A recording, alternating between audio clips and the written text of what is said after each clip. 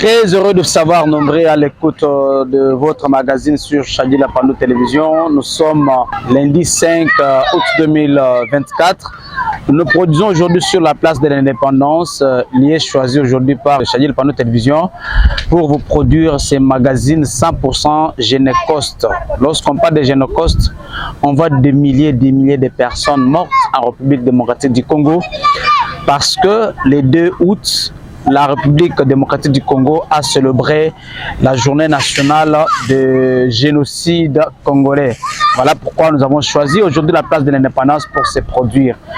Nous avons un seul titre au sommaire de ce magazine. La République démocratique du Congo a célébré le 2 août 2024 la journée nationale de génocide congolais.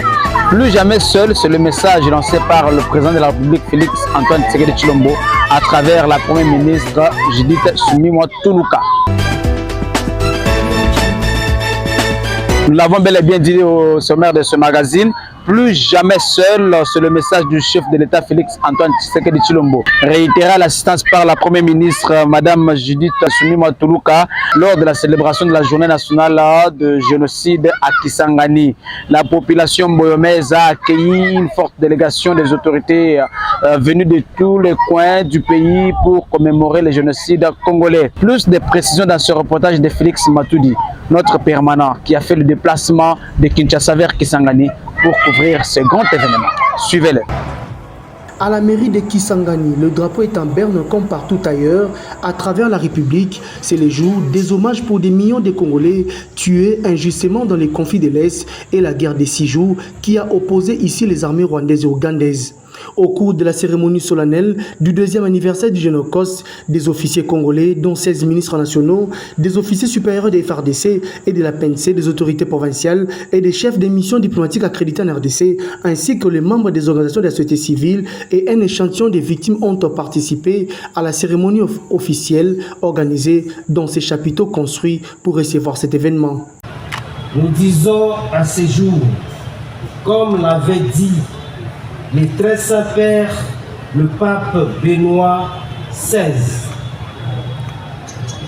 Laudato Si, oui, élevons haut la voix de tous les 12 millions de morts du génocide congolais et de tous les dégâts du Génocost dans notre pays.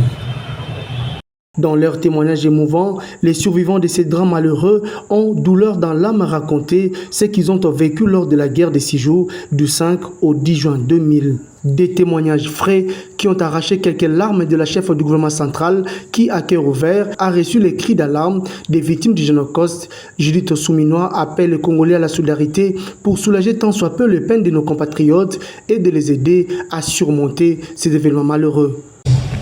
Il est nécessaire que nos institutions, à savoir le Parlement et le gouvernement, travaillent ensemble pour prendre des textes législatifs ou réglementaires selon le cas, visant à écarter les auteurs des 10 crimes de l'accès à des charges publiques, les recettes autrefois connues visant à leur assurer une impunité, notamment à travers les lois d'amnistie ou l'intégration au sein des administrations publiques, sont à oublier et ne seront plus à l'ordre. Mesdames et messieurs, distingués invités, très chers compatriotes, le message du chef de l'État que je porte s'adresse directement aux millions de victimes dont l'infime nombre présent à cette cérémonie est de symbolique. À nos pères, à nos mères, à nos sœurs et à nos frères, à nos fils. Le directeur général par intérim du FONAREV a exprimé la nécessité pour les victimes entendues et remises dans leurs droits à travers le processus de réparation individuelle. En signe du retour définitif de la paix, des colombes ont été lâchées en l'air pour signifier l'engagement et la détermination du gouvernement central à faire renaître l'espoir d'un rétablissement de la quiétude dans les zones de conflit. Et aussi, toujours dans ce chapitre, des personnalités politiques présentes à cette manifestation ont salué la volonté manifeste du gouvernement d'honorer les mémoires des Congolais assassinés à cause des intérêts économiques égoïstes. On les écoute dans ces propos choisis par Félix Matoudi. Nous tous ici qui avons suivi ces témoignages douloureux, c'est difficile même à exprimer ce qu'on a ressenti. Et en tant que responsable politique, membre du gouvernement, ça nous interpelle encore davantage de réaliser ce qu'ont vécu nos populations, ce qu'elles continuent à vivre malheureusement. Et je crois que nous allons rentrer chacun de nous dans nos fonctions, dans nos responsabilités, avec encore plus d'engagement pour permettre à ce que plus jamais cela ne se répète. Excellence, voulez-vous... Oui, je crois que vous avez vu la présence des organismes du système des Nations Unies, mais aussi des diplomates. Et vous avez suivi la prise de parole du représentant du secrétaire général des Nations Unies. Il a été suffisamment clair. Donc on a touché, notre diplomatie fonctionne et elle fait évoluer les choses. Et nous pouvons rassurer nos compatriotes. D'abord, il fallait marquer la présence de la République ici à Kisangani pour la célébration de cette journée, la deuxième, historique, où les populations congolaises doivent se rassembler. La Première ministre a parlé de deux choses.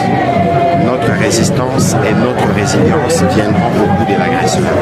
Je pense qu'au-delà des mots de compassion, de solidarité, d'appui aux victimes, c'est ça les maîtres mots qu'il faut retenir de l'engagement du président de la République qu'a exprimé la Première ministre tout à l'heure. La présence et du gouvernement et des membres de l'Assemblée nationale, d'autres institutions à Kisangani est une expression effectivement de compassion.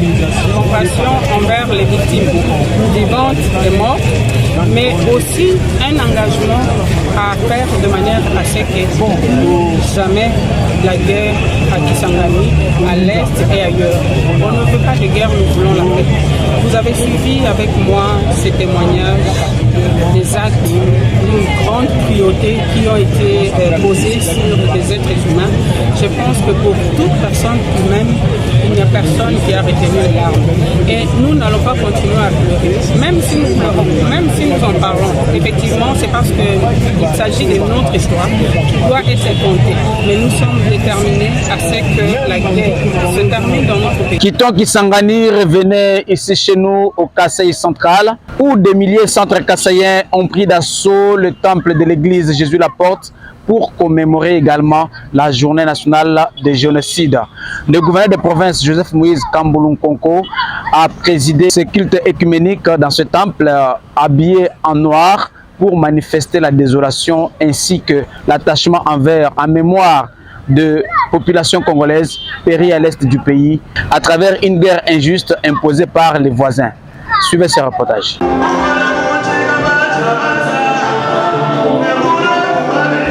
Le Génécos 2024 a vécu à Kananga ce 2 août 2024. 2 milliers de centres kassaïens, dont parmi eux les autorités politico-administratives, ont pris d'assaut le temple de l'église Jésus-la-Porte pour commémorer cette journée à travers ces cultes écuméniques. Plusieurs moments forts ont dominé ces cultes, entre autres des cantiques, des fortes prières et tant d'autres. Dans sa prédication tirée du livre d'apôtre Paul aux Éphésiens, chapitre 5 du 8e et 13e verset, Père André Boukassa de l'église orthodoxe a invité l'assistance à avoir le courage de dénoncer les œuvres du mal et d'abandonner la traîtrise. Pour prévenir la catastrophe, nous devons dénoncer les œuvres du mal pour éviter les génocides.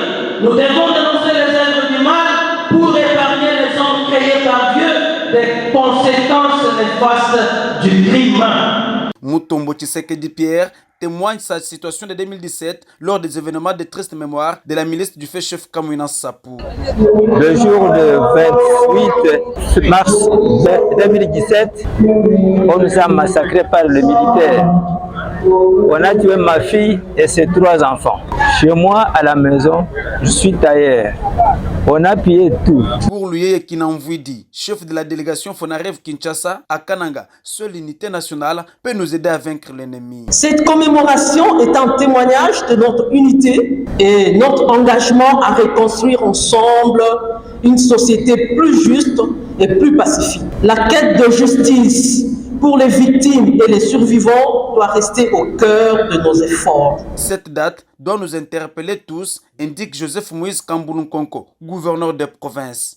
En commémorant la journée du 2 août dédiée aux victimes de violences, interpelle la conscience de tout un chacun de nous pour qu'ensemble nous luttions efficacement contre ces fléaux qui consument et installent la terreur et la désolation dans nos milieux. C'est par le dépôt de gerbes de fleurs sur la place de l'indépendance que s'est clôturée cette journée commémorative du génocide congolais. Toujours au Kasaï central, mais nous sommes à présent dans la deuxième ville de cette province. Nous sommes à Tchimboulou, dans le territoire de Dibaya. Jean Kanyonyo Moufika s'est déplacé avec une forte délégation de FONAREV. FONAREV, entendu par la Fonds national de réparation des victimes, pour célébrer également cette journée. Suivez ces reportages. La ville de Tchimboulou, deuxième ville du Kasaï central, située dans le territoire de Dibaya, territoire déclencheur des événements de la milice du chef Kamounan Sapou, a commémoré avec prompt la journée nationale de Génocostes 2024. Plusieurs personnalités de ces coins avec à la tête le maire de la ville ont pris part aux activités organisées par le Fonds national de réparation des victimes, FONAREV en sigle. Madame Henriette, venue représenter le FONAREV à Tchimboulou, circonscrit ici les cadres. Aujourd'hui, nous nous rassemblons pour commémorer le génocide congolais commis contre des frères et des sœurs congolais pour des raisons économiques, dit ici Génocostes. Ce génocide qui a été perpétré continue de marquer notre nation tout entière et laisse une empreinte indélébile dans nos cœurs et nos mémoires, encore plus ici à Tchimboulou, dans le territoire de Dibaya.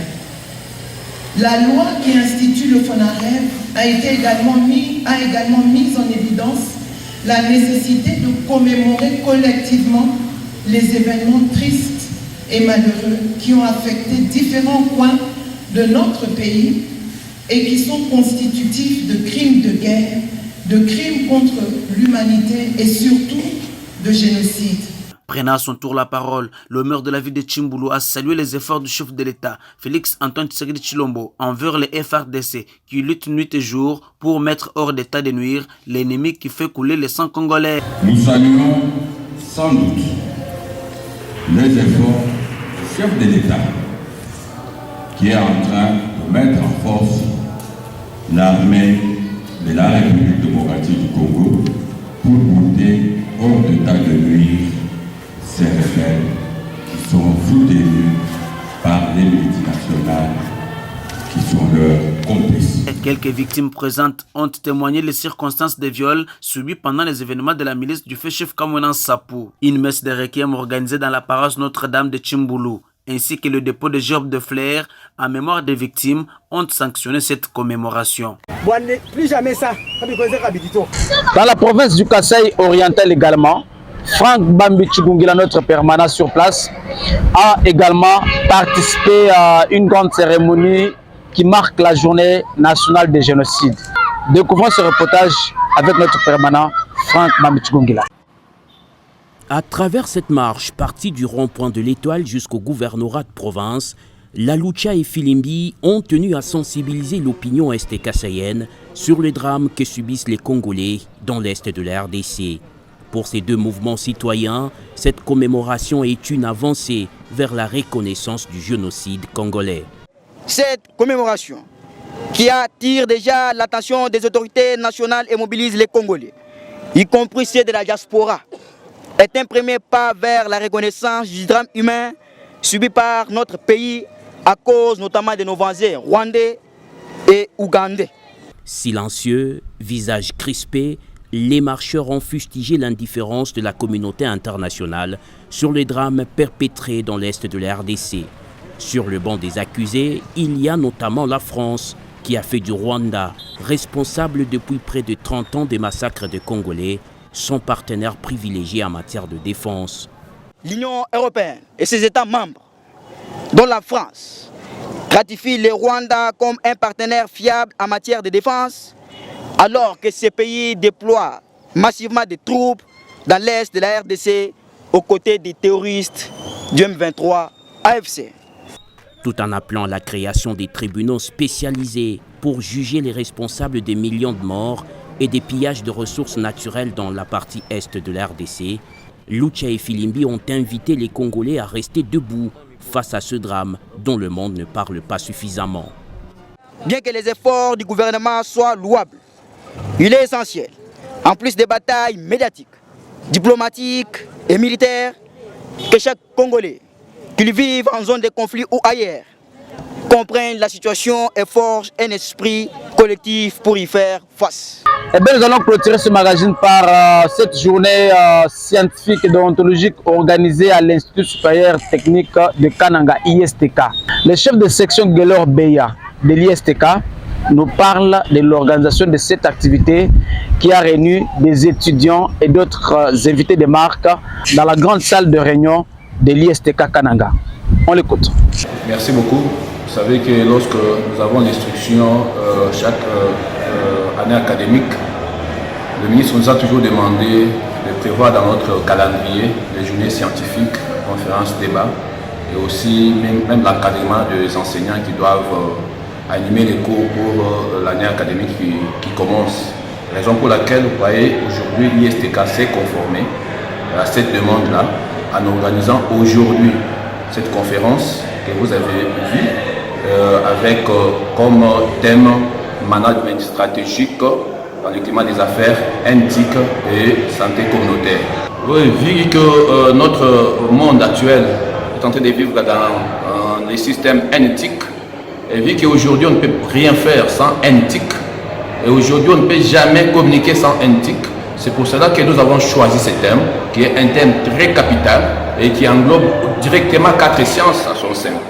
Vous avez vu qu'il y a eu des amis qui ont fait la comptabilité, qui ont parlé des dons, des amis de santé communautaire, les informaticiens eux-mêmes qui sont au centre de cette formation, la question, parce que lorsqu'on parle d'éthique, ce sont des informaticiens qui sont au centre, et vous voyez qu'il y a eu même les gestionnaires qui ont parlé de ça. Ce thème, c'est un thème très capital sur base de ce qui se passe actuellement dans notre monde.